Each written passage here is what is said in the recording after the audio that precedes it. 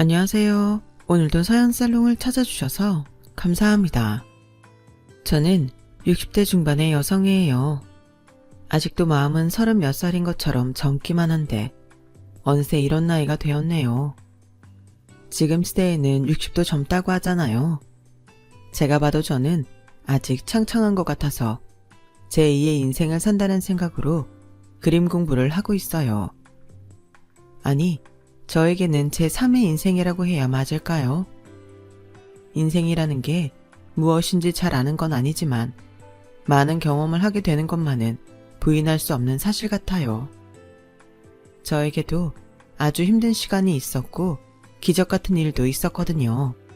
저는 아주 어릴 때 가족들과 지방에 여행을 갔다가 유원지에서 부모님 손을 놓치고 미아가 되어버렸어요. 어떻게 된 일인지 저는 혼자서 유원지를 나와 여기저기 헤매다가 어른들에게 발견이 되었고 파출소에 며칠을 있다가 보육원으로 갔다고 해요.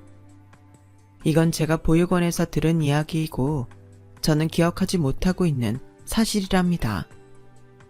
그래도 보육원 원장님과 선생님들이 무서운 드라마나 영화에 나오는 것처럼 이상한 사람들은 아니었어요. 그렇다고 마냥 좋기만 한 분들도 아니셨지만 그들도 사람인데 힘들지 않겠어요. 보육원에 있을 때에는 혼나거나 서러운 말을 들으면 섭섭하기도 하고 슬프기도 했지만 지나고 나니 그만큼이라도 지낼 수 있게 해준 게 감사하더라고요.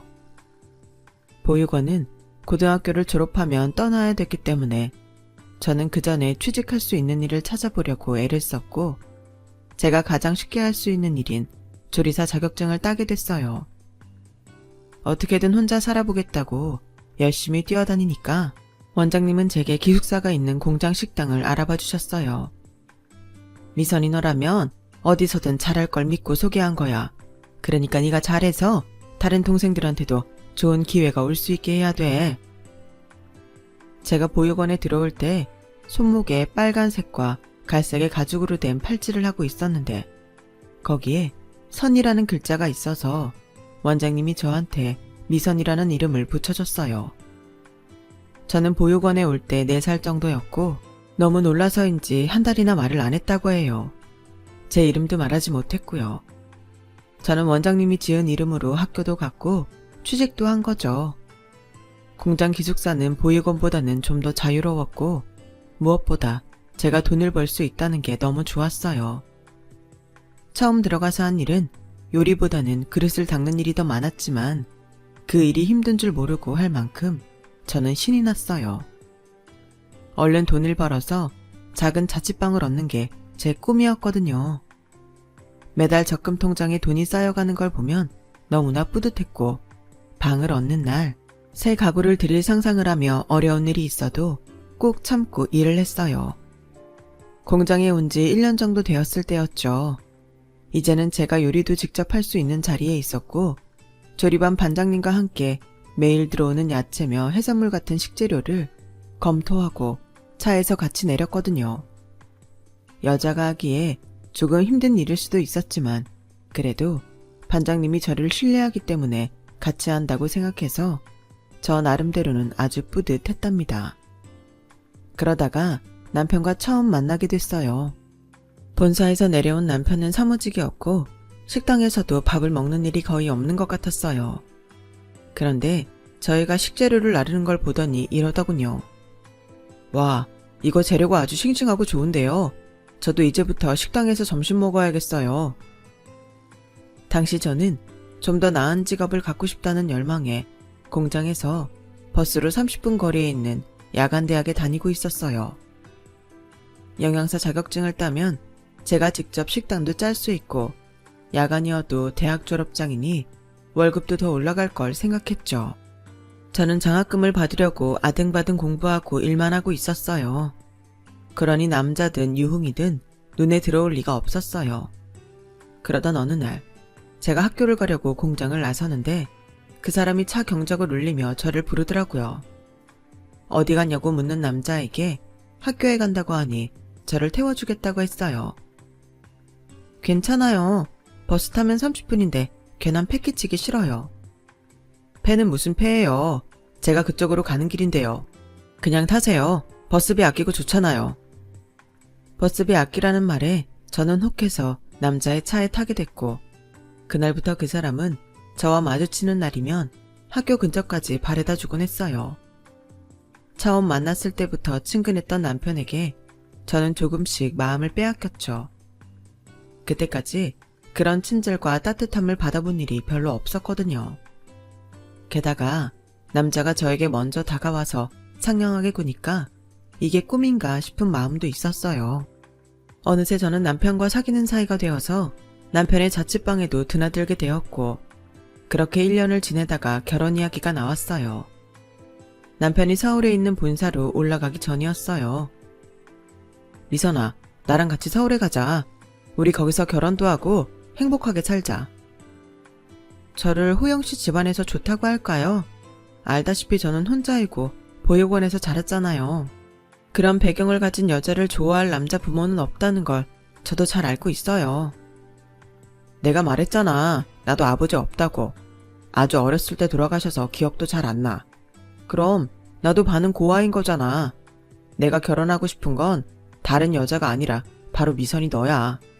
엄마는 무조건 내 편이라 반대 안 한다고 하셨어. 벌써 어머니한테 말씀드린 거예요? 아니, 어쩌려고 그랬어요. 어머니가 화라도 내면 호영씨도 곤란했을 텐데.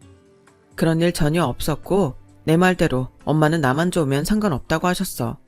됐지? 저는 정말 감동해서 눈물까지 흘렸고 남편은 그런 저의 어깨를 가만히 안아줬죠.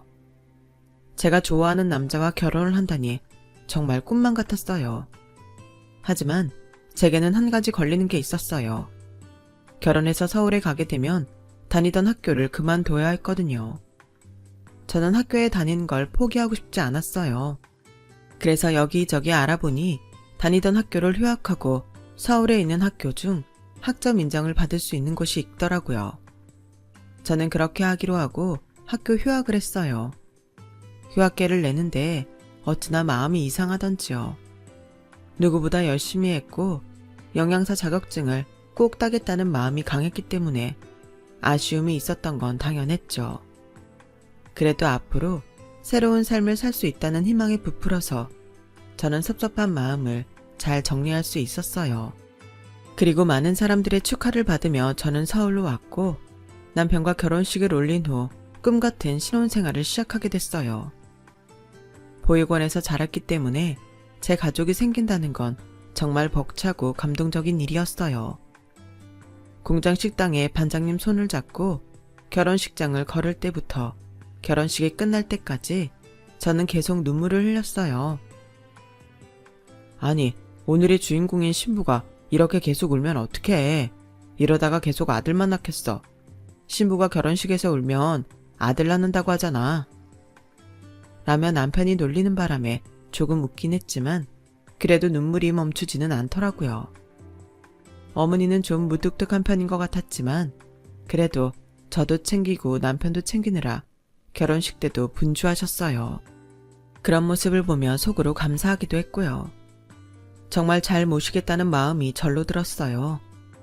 부모님께 인사할 때 저는 드레스 차림인데도 남편과 같이 자리에 엎드려 큰 절을 해버리고 말았어요. 그만큼 저는 시어머니와 남편한테 고마움이 컸어요. 결혼을 하고도 2년 정도는 시어머니와 크게 부딪히는 일 없이 잘 지냈어요. 결혼하고 1년 있다가 서울에 있는 야간대학에 가려던 제 계획은 뜻대로 되지 않았지만요. 왜냐하면 저희에게 새 생명이 찾아왔거든요. 저에게 아이는 세상 그 무엇하고도 바꿀 수 없는 너무나 소중한 존재였고 그 아이를 잘 키우기 위해서도 학교에 가는 건 미련 없이 포기할 수 있었어요. 물론 언젠가는 다시 공부를 하겠다는 마음은 갖고 있었어요. 아들을 낳고 저는 남편 뒷바라지에 아이를 키우며 정신없이 살았어요. 저희 집 일뿐 아니라 시댁 살림까지 하느라 시간이 어떻게 가는지 전혀 몰랐어요. 특히나 시어머니는 사시사철 온갖 김치를 다 담갔는데 결혼하고 나서부터는 그 일이 전부 제 차지가 돼버렸어요. 왜 내가 시댁 일을 전부 다 해야 되냐고 항의할 생각은 한 번도 해본 적이 없었어요.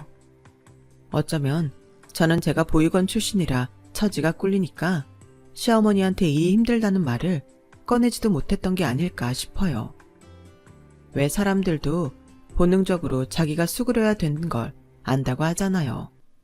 제 경우가 딱 그랬던 것 같아요. 그러니 아이와 남편과 살림 외에는 다른 걸 생각할 시간도 없었죠.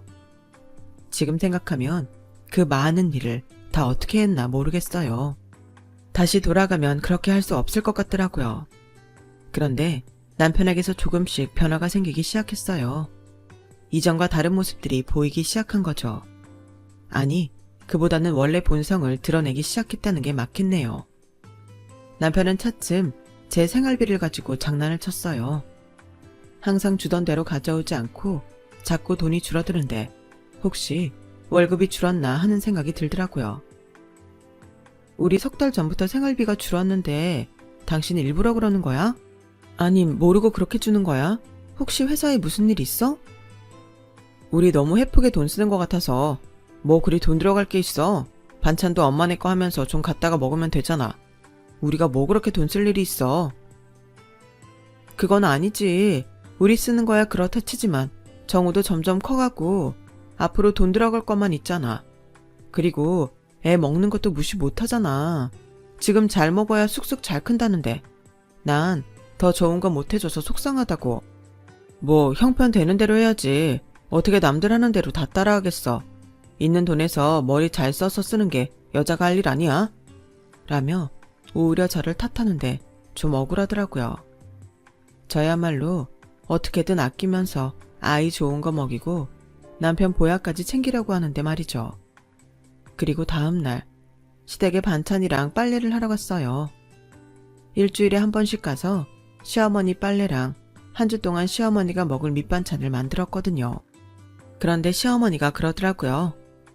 너도 들어서 알고 있지? 내가 용돈 말고 생활비 달라고 했어. 그런데 네 눈치 보여서 30만 원 이상은 못 준다더라. 너 돈 가지고 남자 그렇게 쪼잔하게 만들면 안 된다. 남자가 째째해서 어떻게 밖에서 일을 하겠니? 처음 듣는 말이었지만 왜 남편이 생활비를 줄였는지는 알겠더라고요. 들어오는 수입은 뻔한데 어머니 용돈 말고도 생활비를 챙기려니 당연히 저희 생활비가 줄어들 수밖에요. 남편은 자기 용돈만큼은 절대 내놓지 않는 사람이었어요. 그러니 시어머니 생활비도 저희 집 쓸 거에서 떼어주는 거였어요. 그날 밤 저는 남편에게 말했어요. 어머님이 용돈 말고 생활비도 달라고 하셨다며? 아무리 그래도 우리가 쓸 걸 그렇게 떼어서 드리면 어떡해. 그리고 애초에 용돈이랑 생활비는 왜 나누는 건데? 당신이 드리는 게 어차피 다 용돈 되는 거 아니야? 어머니 시장 안에 있는 국밥집에서 월세 받으시잖아. 거기서 받는 게 줄어든 건 아닐 거야. 요새 새가 오르면 다 올랐지 내리진 않는다더라. 왜 그런 말은 안 하고 무조건 생활비를 줄여? 물가가 올라서 힘든 거 당신이 살림은 안 해도 회사 다니니까 알 거 아니야. 이런 식이면 우리 다음 주에는 장 볼 돈이 없어. 그러자 남편은 다짜고짜 화를 내는 거였어요. 아니, 내가 갖다 준 돈이 얼만데 그건 다 어디다 쓰고 다음 주 생활비가 없다고 하는 거야. 당신 정말 그것밖에는 안 되는 사람이었어. 어떻게 돈을 그렇게 물쓰듯 하는 거야. 아무리 버는 사람 따로 쓰는 사람 따르라고 해도 너무하잖아. 당신이 뭐 한 달에 1,000만 원쯤 준 줄 아나 봐? 우리 먹고 쓰는 거 빼고 적금이랑 보험 넣으면 남는 거 없다고. 돈 주는 사람이 그걸 몰라? 그리고 내가 돈을 물쓰듯 한다고? 물쓰듯 하는 사람이 외출복 하나 제대로 된 거 없고 들고 다닐 가방 하나 없어? 당신은 당신이 번다고 당신 쓸 용돈은 꼬박꼬박 챙겨서 하고 다 하고 싶은 거 하고 다니잖아. 시끄러워. 어따 대고 한마디도 안 주고 바락바락 대들어. 아주 지 근본 없다고 대놓고 광고하는 거야. 그러더니 밥도 안 먹고 집을 나가버리더라고요. 저는 남편의 말에 너무 충격을 받았어요. 고아인 저와 결혼해준 게 너무 고마워서 은근히 무시할 때에도 그럴 수 있지 하고 넘어갔지만 이런 식으로 노골적으로 저를 무시하는 건 처음이었거든요. 시어머니 역시 제 편 되어줄 친정이 없다고 그 많은 일 시키면서도 한 번도 수고했다는 말한 적이 없었지만 저는 가족이 생긴 게 어디냐고 그저 저한테는 과분하다고 무조건 시키는 대로 다 했는데 이런 취급을 받으니 너무 서럽고 마음이 쓰렸어요. 시어머니는 솔직히 시장 국밥집에 들릴 때에도 제가 창피하다고 한 번도 데려간 적이 없었어요. 저한테 대놓고 말한 건 아니었지만 그래도 자기 아들이 번듯한 회사 다니는데 제대로 된 사돈 없는 집 며느리랑 가기는 그렇다고 남편한테 하는 말을 들은 적이 있거든요. 그래도 저는 섭섭한 티 낸 적 한 번도 없었어요. 그렇게 하는 게 제 아들만큼은 온전히 집안에서 인정받고 사랑받는 길이라고 믿어서였죠. 그래도 이번 일만큼은 넘어가기 힘들었어요. 아무리 아낄 곳을 찾아서 덜 써도 생활비가 모자랐거든요. 저는 어쩔 수 없이 시어머니한테 말했어요. 어머니, 용돈하고 생활비 받으시잖아요. 그 생활비를 조금 줄이시면 안 될까요? 그이가 어머니 드리고 저희 집 쓸 거 주는 게 아무리 쥐어짜내도 모자라요. 내가 안 그래도 이야기 듣고 좀 봤는데 네 씀씀이가 해프긴 하더라. 뭔 장을 한 번에 그렇게 많이 받아가 놓는 거야. 세 식구 먹는데 들어갈 게 많으면 얼마나 많겠어. 그리고 정우는 아직 어린애라서 양도 적은데 네가 먹지도 않을 거 사다가 괜히 썩히기만 하지 않냐? 그래서 이참에 니네 적금하고 보험 들어가는 거 빼고 나머지는 내가 갖고서 쓸 만큼만 주기로 했다. 네? 그게 무슨 말씀이세요? 그이가 그러겠다고 했어요? 아까 통화로 다 얘기했어. 어차피 네가 집에 올 거니까 내가 얘기한다고 호영이한테는 신경 쓰지 말라고 했다. 아니, 그런 중요한 말을 저 없이 하시면 어떻게 해요? 살림을 하는 건 전데요. 그리고 제가 장을 많이 본다고 하셨는데 그건 어머니 드실 밑반찬까지 만들어야 하니까 그런 거잖아요. 어머니 항상 저보고 장 보라고 하셨지 한 번도 장 본 돈 주신 적 없잖아요. 얘 좀 봐. 지금 너 내가 못된 시엠이라는 말하고 싶은 거냐? 그런 말이 아니라 사실을 말하는 거예요. 시끄럽다. 얘가 이제 보니 아주 웃기는 애네. 네가 벌지도 않은 돈 가지고 계속 유세 떨고 네 마음대로 휘두르고 싶은 모양인데 앞으로는 어림없다. 그렇게 알고 일이나 해. 저는 너무 기가 막혔고 가슴이 답답하다 못해 조여오는 것 같은 기분이 들었어요. 더 이상 말을 해도 통하지 않는 것 같았고 그러다가 괜히 우리 아이까지 미움을 받을 것 같아서 입 다물고 그저 일만 하다가 집으로 돌아왔죠. 하지만 제 생활비를 남편이 시어머니한테 주고 그걸 다시 내가 탔어야 된다는 건 아무리 생각해도 아니다 싶었어요. 게다가 시어머니가 주겠다고 하는 돈은 터무니없이 적어서 생활이 될지도 걱정이었고요. 저는 결국 다시 남편한테 말을 해야 했어요. 당신 그러지 말고 다시 당신이 나한테 생활비 줘. 아니면 당신 용돈에서 우리 쓸 걸 좀 주던지. 어머니가 주신다는 돈으로는 아무래도 생활이 안 될 것 같아. 미쳤어? 난 뭐 용돈이 어디서 펑펑 솟아나는 줄 알아? 아니, 밖에서 사람들하고 어울리는데 내가 돈 없이 초라한 행색으로 있어야 당신은 속이 시원해? 나 사회생활하는 사람이야. 항상 여유가 있어야지. 갑자기 생각지 못한 상황이 생기기도 한다고. 뜻하지 않은 친구를 만날 때도 있고. 그럴 때 내가 돈 없어서 친구랑 식사 한 끼도 제대로 못해서야 내 체면이 뭐가 돼? 다른 집 마누라들은 남편 기 살려준다고 별걸 다 한다던데 어떻게 된 게 당신은 맨날 우는 소리야. 이럴 때는 꼭 초라하게 자란 티가 나. 출신은 어쩔 수 없나? 그렇게 은근히 제가 고아인 걸 빈정거렸는데 정말 울고 싶고 억장이 무너져 내렸지만 하늘 아래 아무도 없는 처지인지라 그저 혼자 울분을 삼킬 수밖에 없었어요. 저는 결국 집 근처에서 할 수 있는 일을 찾아야만 했고 가까운 식당에서 마늘하고 양파 까는 일을 하게 됐어요. 밤에는 집에서 인형 눈 붙이는 일도 했고요. 정말 하루 종일 손이 부르트게 일을 해도 손에 쥐는 건 얼마 없었지만 그거라도 해야 생활비를 충당할 수 있었거든요. 그러자 제가 부업을 하는 걸 알게 된 시어머니가 전화를 했어요. 예, 너 일한다는 식당에 있는 그 사장, 우리 집에서도 가까운데 내 며느리가 그런 데서 일하는 거 알면 내가 뭐가 되니? 또 네 남편 체면은 어떻게 할 거야? 좀 먼 데 가서 일을 구하던지 하지. 사람 창피하게 할 거야? 어머니, 제가 너무 먼 데로 가면 정우는 어떡하고요? 제가 며느리라는 거 아는 사람 없어요. 어머니랑 제가 같이 다닌 적이 없고 제가 말하지도 않는데 누가 알겠어요. 어머니 식당도 저 간 적 없잖아요. 그러니까 그런 걱정은 하지 마세요. 제가 물러서지 않자 시어머니는 좀 놀란 것 같았어요. 그도 그럴 게 결혼하고 단 한 번도 시어머니 말하는 거에 토단 적이 없었거든요. 그 일은 그냥 넘어갔고 시간이 흘러 남편 월급날이 됐어요. 그런데 시어머니가 저한테 돈을 보내지 않더라고요. 저는 바로 시어머니한테 전화를 했어요. 어머니, 오늘 그의 월급날이라 돈 들어왔죠? 저희 생활비 보내주세요. 너 요새 돈 벌잖아. 근데 내가 굳이 보내줘야겠어? 어머니, 그건 어머니가 보내주신 게 모자라서 그거 채우려고 하는 거예요. 그게 몇 푼이나 된다고 그러세요? 넌 내 아들 돈을 그렇게 벗겨먹고 싶냐? 너도 좀 염치가 있어봐라. 에휴, 다른 집 며느리들은 집안이 좋아서 친정에서 돈을 가져오든가 아니면 지가 나가서 그렇게 잘 번다는데 내 팔자는 이게 뭔지? 오히려 며느리한테 돈을 줘야 되네. 아니, 우리가 쓸 돈을 가져가 놓고서 자기가 돈을 준다고 하니 이건 완전히 적반하장이었어요.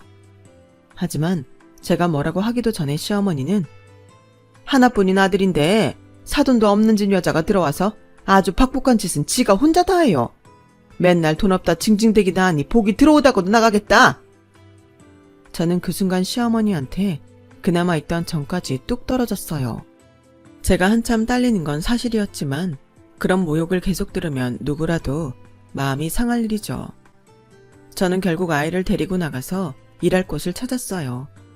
그러다가 어찌어찌 예전에 일하던 공장 주방 반장님이 작은 급식회사를 차렸다는 걸 알게 됐고 제가 연락을 하니 바로 일자리를 마련해 주셨어요. 아이도 데리고 나와서 한쪽에서 돌보면서 일할 수 있도록 해주셨죠. 그때만 해도 3살박이 아이를 맡길 만한 어린이집이 드물 때여서 아이 맡아줄 곳을 찾는 건 하늘의 별 따기였어요. 지금도 아이 맡아줄 사람이나 어린이집 찾는 게 힘들지만 더 힘들었고 그것도 돈이 있어야만 가능한 일이었죠. 사람이 아주 죽으라는 법은 없다고 사장님이 된 반장님과 연결이 된 건 정말 천운이었어요. 게다가 저는 사장님한테 더 기막힌 이야기도 들었어요.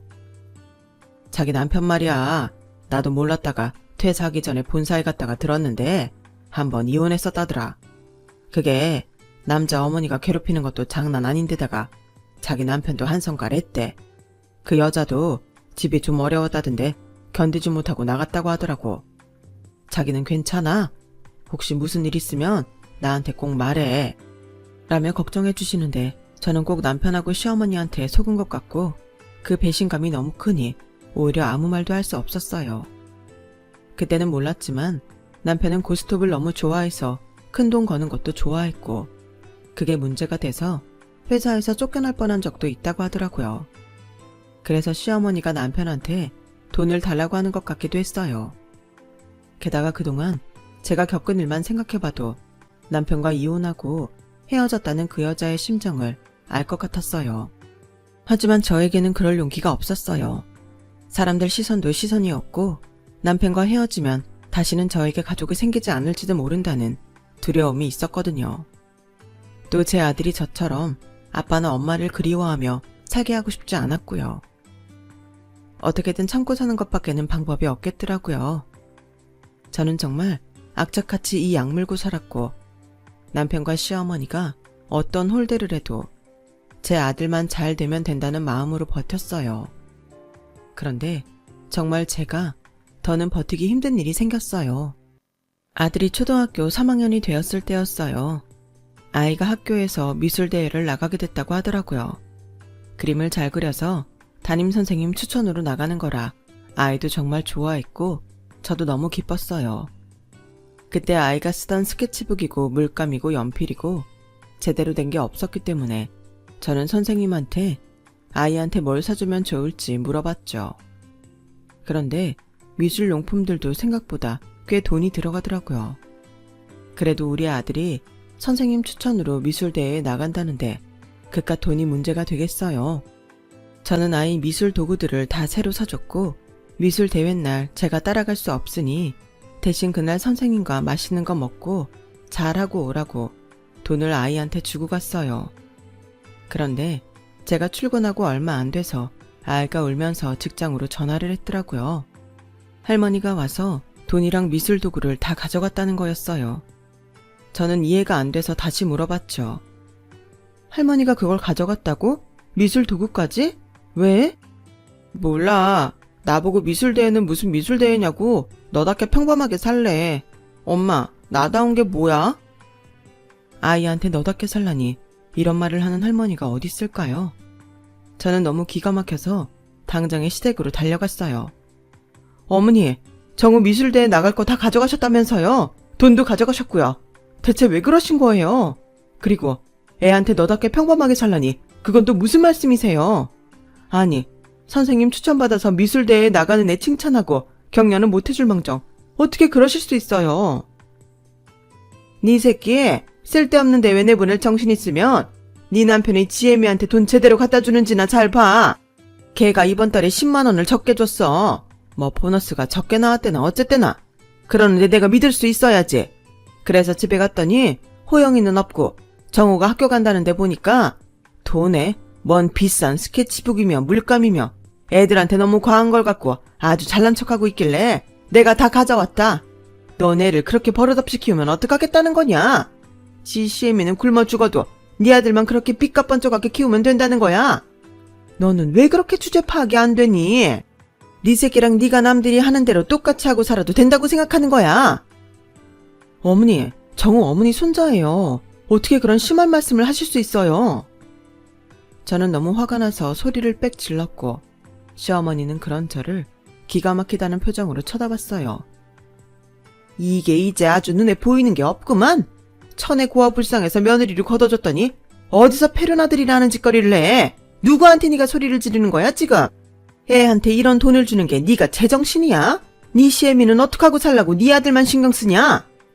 라며 제 뺨을 철썩 올려붙이는 거였어요. 그러고도 저한테 분이 안 풀렸는지 씩씩대며 너 나가. 나도 너 같은 며느리 필요 없고 너같이 천박한 핏줄 섞인 손자 새끼도 필요 없어. 니들 둘 다 나가서 없어져 버려. 어찌나 세게 때렸는지 저는 머리가 막 흔들렸고 시어머니가 퍼붓는 막말에 정신을 못 차리고 집으로 왔어요. 정말 그만 살고 아들하고 어디로 가버리고 싶은 마음이 굴뚝 같았지만 앞날을 생각하면 그러면 안 되지라고 생각하고 밤새 꾹 참았어요. 남편은 술이 잔뜩 취해서 새벽에 들어왔고 저와 아이한테 무슨 일이 벌어졌는지 알지 못한 채 쿨쿨 자다가 출근 시간에 겨우 일어나서 저한테 말 한마디 안 하고 나가버리더라고요. 그때부터 저런 아빠라도 있는 게 나을지 깊은 고민을 하게 됐어요.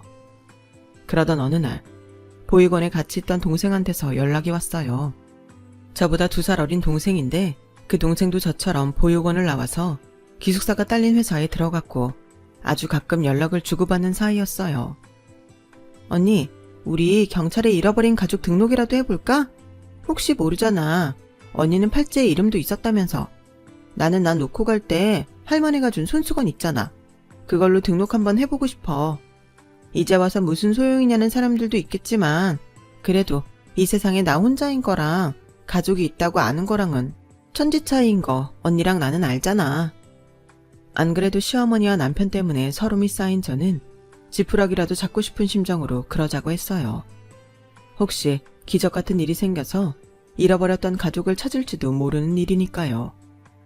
등록을 한 후 처음 몇 달은 연락을 기다리기도 하고 경찰서에 몇 번이나 전화를 하기도 했네요. 하지만 그렇게 기다리고 애달는 것도 점점 지쳐갔고 그럼 그렇지. 찾을 거면 벌써 찾았지. 하고 포기하게 됐어요. 그러는 사이 남편은 회사에서 사고를 쳐서 잘리고 말았어요. 출장비를 사적인 용도로 사용하고 가지도 않은 출장을 갔다고 하며 법인카드를 남용하다가 딱 걸렸다고 하더라고요. 정말 아이가 알까봐 창피해서 그 얘기를 입 밖에도 못 내고 있었는데 갑자기 시어머니가 집으로 찾아오더니 이러는 거였어요. 앞으로 내 용돈하고 생활비는 네가 줘야겠다. 너 요즘 그 급식 회사에서 직급도 오르고 돈도 꽤나 번다고 하더라. 그러니까 이제는 네가 가장이다. 제가 언제는 이 집 가장 아니었나요? 죄송하지만 그 돈은 못 드려요. 정우 학원비도 있고 앞으로 학비도 모아놓아야 되고요. 그리고 직급이 올라도 큰 돈 벌지도 못해요. 겨우 저희 먹고 사는 건데 거기서 돈 못 드려요. 그러자 시어머니는 눈이 뒤집어져서 난리를 쳤어요. 너 지금 말 다 했어? 뭐? 돈을 못 줘? 지금 나랑 해보자는 거야? 이럴 거면 내 집에서 나가. 뭐라고 하셔도 소용없어요. 저 지금 저희 생활비는 포기 못해요. 제 경제력으로는 어머니한테까지 돈 못 드려요. 그동안 정우 아빠가 용돈 따로 생활비 따로 드렸잖아요. 그럼 모아놓으신 것도 있을 거 아니에요. 국밥집 넘기고 받으신 돈도 있을 거고요. 정우 아빠 새 직장 생길 때까지는 그걸로 버텨보세요. 너 따위가 뭔데 나한테 이리라 저래라야. 너 진짜 뜨거운 맛 좀 볼래? 시어머니는 그렇게 악을 쓰고 행패를 부렸지만 제가 꼼짝도 안 하자 결국 지쳐서 돌아갔어요. 그런데 다음날 제가 회사에 갔다가 집에 왔는데 정말 황당한 일이 생겨버렸어요. 집에 들어가 있어야 할 아들이 집 밖에서 서성이고 있는 게 아니겠어요? 알고 보니 저희 집 자물쇠가 다 바뀌어 있더라고요. 아이가 열쇠가 안 맞는다고 못 들어가는데 이게 무슨 일인가 싶어서 열쇠 맞추는 집에 찾아갔어요. 그런데 그 집에서 기가 막힌 말을 하는 거였어요. 낮에 그 집 주인이라고 할머니가 와서 자물쇠 열쇠 다 바꿔갔어요. 그리고 자기 거기 산다고 열쇠 맞춰달래도 해주지 말라고 돈까지 주고 갔는데 아줌마 거기 살죠? 라면 사장님은 저를 측은하게 바라보는데 어째 대충 제 사정을 눈치챈 느낌이더라고요. 하긴 옆에 하루 종일 밖에 있느라 파리해진 아들까지 있으니 왜 모르겠어요. 저는 집으로 전화도 해보고 남편한테도 전화를 했지만 아무도 전화를 받지 않더라고요. 그래서 별 수 없이 시댁으로 찾아갔더니 시어머니는 저를 집 안에 들어오지도 못하게 하며 밖에다 세워놓고 안에서 이렇게 말하더라고요. 야, 제대로 된 친정도 없고 가족도 없는 네가 우리한테 돈도 못 주겠다면 네가 이 집에 있을 필요가 있니? 됐으니까 그대로 떠나라. 우리도 더는 너희 모자 못 봐주겠다. 라는데 보니까 안에 남편도 같이 있더라고요.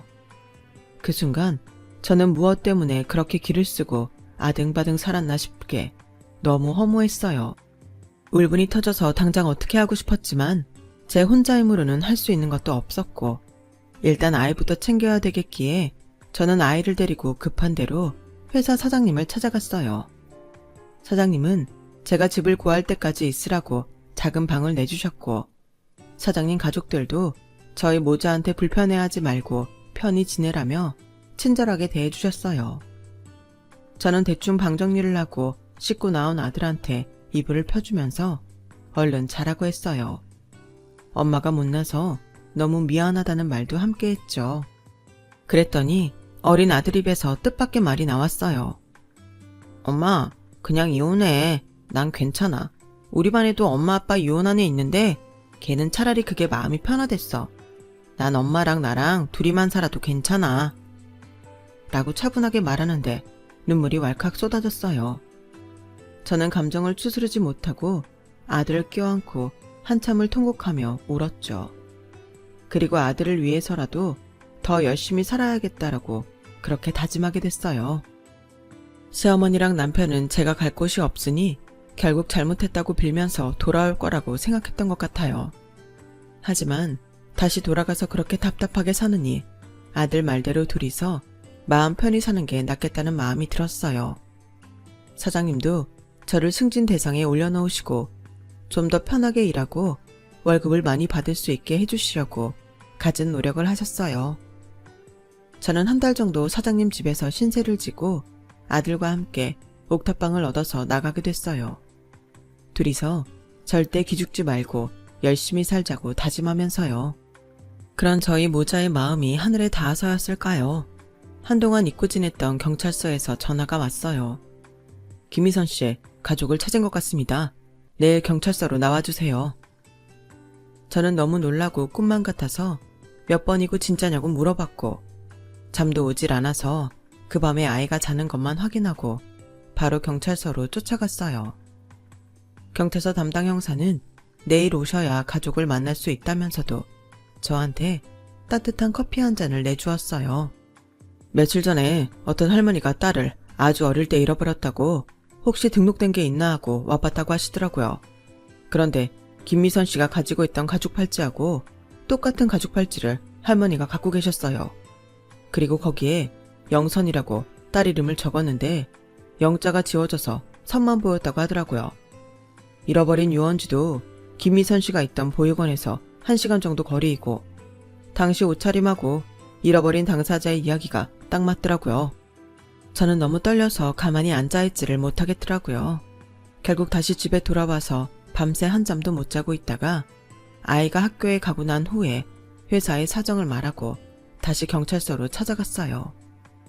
그렇게 기다리기를 몇 시간, 드디어 저를 찾는다던 할머니를 만날 수 있었어요. 할머니는 저보다 나이가 좀 많은 것 같은 남자와 같이 오셨어요. 저를 보자마자 할머니와 남자분은 눈물을 글썽였어요. 아유, 우리 영선이 얼굴이 남아있네. 영선이 맞네. 영선아, 우리가 널 얼마나 찾았는데 그렇게 가까운 보육원에 있었던 걸 몰랐다니. 엄마가 바보다. 엄마가 너무 미안해. 영선아, 엄마가 잘못했어. 엄마, 진짜 엄마 맞아요? 내 엄마예요? 제가 목이 메어 겨우 말하는데 남자분이 옆에서 영선아, 맞아. 내가 오빠야, 영선아. 혼자서 이렇게 기특하게 잘 컸네, 우리 꼬맹이. 그렇게 30몇 년 만에 만난 엄마는 저를 붙잡고 통곡을 하셨고 오빠도 제 어깨를 끌어안고 소리내어 울었어요. 저는 꿈인지 생시인지 얼떨떨하면서도 눈물이 나서 세 사람이 경찰서에서 한동안 펑펑 울기만 했죠. 저를 잃어버리고 아빠 엄마는 온 사방을 저를 찾아다녔고 저와 나이 차이 많이 나는 오빠도 밥도 못 먹고 학교도 못 갈 만큼 많이 힘들어했다고 해요. 하지만 가족들도 생활이 있었고 아빠는 해외 근무를 가셔야만 했다고 해요. 가족들은 저를 미아로 등록을 하고 경찰서에도 제발 저를 찾아달라고 몇 번이고 부탁을 하고 친척들한테도 전부 부탁을 해놓고 해외로 갔었대요. 저를 잃어버리고 한 번도 마음 편한 적 없었는데 얼마 전 아빠가 돌아가시고 나서 엄마는 죽기 전에 꼭 저를 만나야겠다는 생각에 마지막이라는 마음으로 경찰서에 가봤다는 거였어요. 저뿐만 아니라 가족들도 그동안 괴로운 시간을 보냈던 것 같아 마음이 아파서 더 눈물이 났어요. 너 김희선이 아니고 박영선이야, 영선아. 이렇게 다시 보게 된 게 정말 꿈만 같다. 라며 오빠는 제 손을 꼭 쥐고 그제야 웃더라고요. 저는 그날 학교에서 온 아들을 데리고 엄마와 오빠와 함께 엄마 집에 가게 됐어요. 저한테는 언니 한 명이 더 있었는데 변호사라고 하더라고요. 일을 마치고 집에 온 언니는 저를 보더니 영선이가 맞다며 저를 껴안고 또 울고 저도 울고 우리 아들도 울었죠. 오빠도 대기업에 다니고 우리 가족 모두가 잘 지낸 것 같아서 그래도 다행이라고 생각했어요. 오빠도 언니도 다들 좋은 직업을 가졌는데 나는 부끄럽지만 대학도 졸업 못했어요. 부끄럽긴 뭐가 부끄러워. 우리 딸 힘든데도 이렇게 열심히 살아서 똘똘한 아들까지 뒀는데 난 우리 딸이 너무너무 자랑스러워. 라며 엄마는 제 얼굴을 쓰다듬어 주셨어요. 그때 처음으로 엄마의 손길이 이렇게 따뜻하구나 하는 걸 진심으로 느낄 수 있었죠. 친가족이란 게 이런 건가? 정말 실감이 날 만큼 행복했어요. 그런데 저희 가족들은 제 남편과 시어머니가 어떤 사람들인지 이미 알고 있더라고요. 저를 찾았다는 말을 듣고서 언니가 바로 제가 지금 어떻게 지내는지 알아봤다고 해요. 엄마와 오빠 언니는 이미 제 남편과 시어머니한테 단단히 벼르고 있었어요. 며칠 후 언니가 시간이 비었을 때 저는 엄마 오빠와 함께 비싼 외제차를 타고서 시어머니 집으로 향했어요. 뱃소리에 나온 시어머니는 저를 보더니 비웃기부터 하더라고요. 왜? 나가서 고생 좀 해보니까 돈 줄 생각이 들디? 그 말에 뒤에 있던 엄마가 앞으로 나와서는 다짜고짜 시어머니 머리채를 휘어잡았어요. 너구나, 배워먹지 못한 씨애미가. 시어머니는 이거 놓으라고 난리를 쳤고 저희 3남매가 전부 달려들어서야 겨우 엄마를 떼어놓았어요. 어리둥절한 시어머니한테 변호사인 언니가 우리 영선이 그쪽 아드님하고 정식으로 이혼 소송할 겁니다. 아주 좋은 변호사를 구하셔야 될 거예요. 라며 서류를 안겨주고 각오 단단히 하라고 일러주더군요. 당신들 내가 가만 안 둬. 대개 아들? 회사 돈 훔쳤다가 걸려놓고 뭘 잘났다고 큰 소리야. 내가 그런 쓰레기 같은 놈 다시는 아무 회사에도 발 못 붙이게 만들고 말 거야. 두고 봐. 아니 그러니까 댁들이 뭔데 이 난리냐고.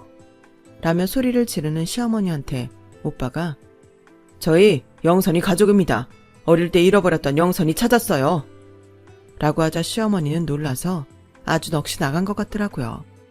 어리 빠진 시어머니를 뒤로하고 집으로 왔는데 그날 밤 사장님한테서 전화가 왔어요. 뒤늦게 이야기를 전해들은 남편이 저를 찾는다나요?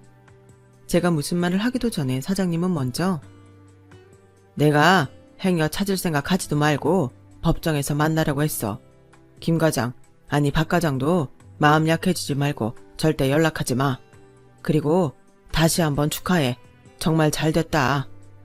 라며 제 일처럼 챙겨주셨어요. 그렇게 저는 남편과 시어머니와 연락을 끊고 있다가 법원에서 두 사람을 만나게 됐죠. 법정에 들어가기 전에 남편은 저한테 90도로 고개를 숙이고 여보, 내가 정말 잘못했어. 실수였어, 실수. 그러니까 어떻게 한 번만 봐주라. 당신 나 좋아했잖아. 우리 좋아서 결혼했잖아. 그랬던 나를 정말 쥐어받고 싶을 만큼 후회하고 있어. 나는 이미 떨어질 정도 없을 만큼 완전히 질렸어. 나한테 가족이 생기지 않았어도 당신이 이랬을까? 아니, 당신은 아마 나 거들떠보지도 않았을 거야. 당신 엄마라는 여자도 그렇고. 라고 하는데 시어머니는 제 변호사와 함께 온 언니를 붙잡고 원래 저희 잘 지냈어요. 근데 이게 저한테 주는 용돈을 가지고 며느리가 좀 뭐라고 하다 보니까 저도 순간 욱한 것도 있고요. 서로 오해를 풀면 좋지 않겠어요? 막말로 갈 곳 없던 동생분 저희가 아무 예단도 못 받고 받아줬는데 저희 입장도 생각해 주셔야죠. 그러니까 지금 다 큰 성인 두 사람 결혼을 갈 곳 없는 동생을 받아줬다는 식으로 생각하셨네요. 그리고 예단 못해온 걸 빌미로 지나치게 과한 돈을 뜯어냈고요. 그 부분까지 참고해서 소송 진행하도록 할게요. 우리 조카 영선이 아들 말 들어보니까 할머니랑 아빠가 아주 대단했더라고요. 어린아이가 학을 뗄 정도면 엄청난 거잖아요. 그리고 회사 간 사이에 집 열쇠까지 바꿔서 애도 못 들어가겠죠? 그거 미성년자 정서적 폭행에 해당하는 거예요. 이런 것까지 전부 다 해서 위자료 싹 받아낼 거니까 각오하세요. 언니의 똑 부러지는 말에 시어머니는 얼굴이 파래져서 이제는 한 번만 봐달라고 매달렸지만 저와 언니는 단호하게 뿌리쳤죠. 언니 동료 변호사 덕분도 있고 시댁이 한 짓이 있어서 저는 이혼 소송에서 승소를 하고 위자료도 받게 됐어요. 물론 남편과 시어머니가 돈이 없어서 다달이 나눠서 주긴 했지만요.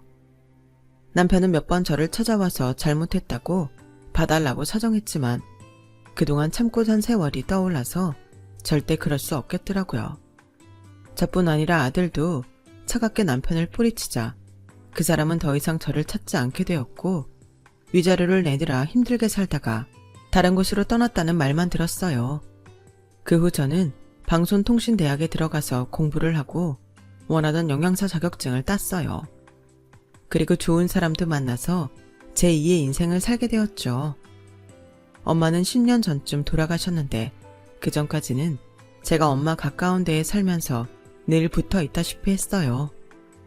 지금은 저희 가족들과 언니, 오빠 가족과 함께 편안한 가운데 잘 살고 있답니다.